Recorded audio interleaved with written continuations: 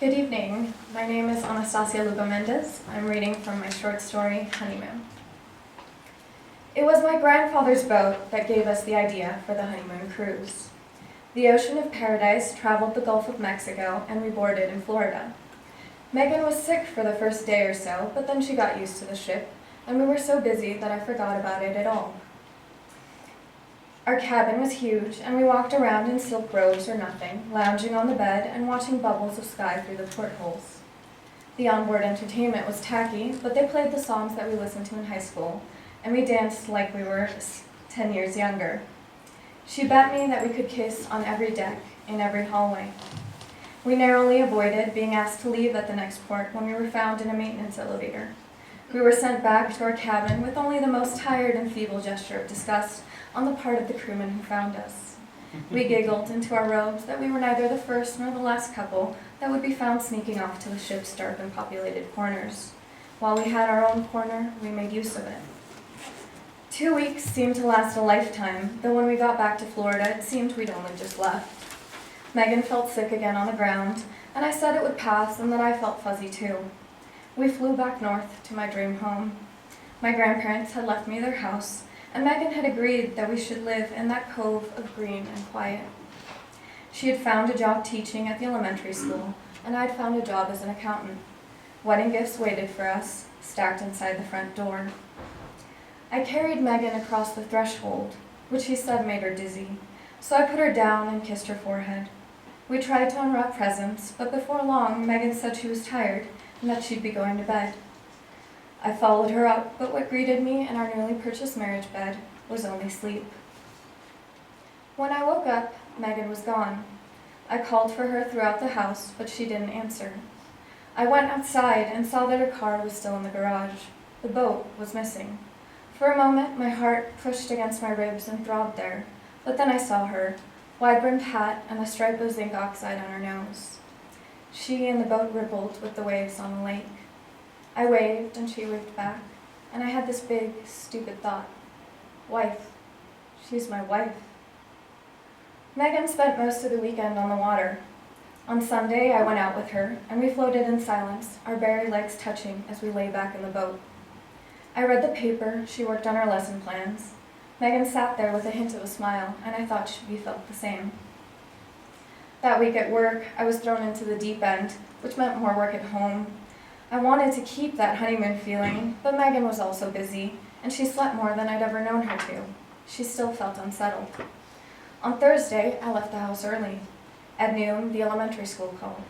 Megan never made it in, and she wasn't answering her cell phone. No one picked up the landline either. When I pulled into the driveway, I was still redialing robotically. I could hear the phone ringing inside the house. Megan's car was in the garage. I ran through all the rooms calling her name again, and then I remembered Saturday. I headed out the back door and saw her. She was lying in the boat. I couldn't tell if she was awake or hurt, and the sun was bright and she was out there without a hat, without that bright splotch of zinc on her nose. I took off my shoes and jacket and dropped my cell phone and keys on the rumpled black cloth, then ran into the lake and waded out as fast as I could. I lost my balance and tipped over into the water, then swam out to her. I didn't think I could call out. I was afraid she wouldn't answer. When I got closer, my arms splashed water into the boat, and she opened her eyes. "Hey," she said. I held on to the side of the boat and churned water with my legs to stay afloat and look at her. The reflections on the humors of her eyes shifted and changed like ripples in a pool. The doctor calls it mal de débarquement syndrome, MDDS. It sounds like it should be one of the outlets on a television. When he first says the two words, it just sounds like mal day, and my pidgin Spanish makes me think, over and over, bad day, bad day, bad day. Megan just nods, and on the drive home, she asks me to wander. I drive for hours until just after dark, when I go home and she goes to sleep without eating. I unload the groceries. Ginger ale and mint, the doctor says, can help with an upset stomach. After that, there's only time, and if she wants them, the soporific meclizine pills. Megan might feel as though the world is made of tumbling blocks collapsing under her feet for the rest of her life. She says when she sleeps, it stops. Her dreams are normal. When she drives, it stops.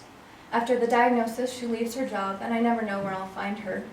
Oftentimes her car is gone from the driveway, and I know she's driving through the suburbs, though once or twice she's ended up on the interstate to drive uninterrupted and on solid ground. A few times I've found her spinning in the living room, sometimes all out spinning, like a windmill or a toddler, discovering how heavy their arms can be, and sometimes just swiveling on a bar stool, a hypnotic back and forth. I just want to hold her, but I can't hold her still, and when I tried dancing, she said, very quietly, "You're very sweet, but I just don't feel well." She becomes so much like a child. I want to build her a swing set and a merry-go-round and a Ferris wheel. I put up a hammock in one of the spare bedrooms, and I fall asleep to the sound of her creaking from side to side in it. I miss her lying next to me in the bed, but I'm in a world where the ground lies flat, and in hers, everything that shouldn't move is secretly an ocean being pulled by 1,000 winds into 1,000 tides. Most of the time, I find her in the boat. She floats out to the middle of the lake and crests and troughs like any other wave. Some days I can't see her because she's curled up in the bottom, where she rocks to and fro. Other days she sits there, stock still, while waves and ripples unfurl like vines that push and pull her every which way. She can only keep still when she's moving. Today, she's reclining toward the prow, her right arm hanging slightly over the side, her fingers curling in toward her palm. It looks like a movement from memory rather than intent, the same loose grasp on the intangible she holds when she sleeps. I take a seat on the weather-worn bench behind the house and watch. I wait for her to come back to shore. Thank you.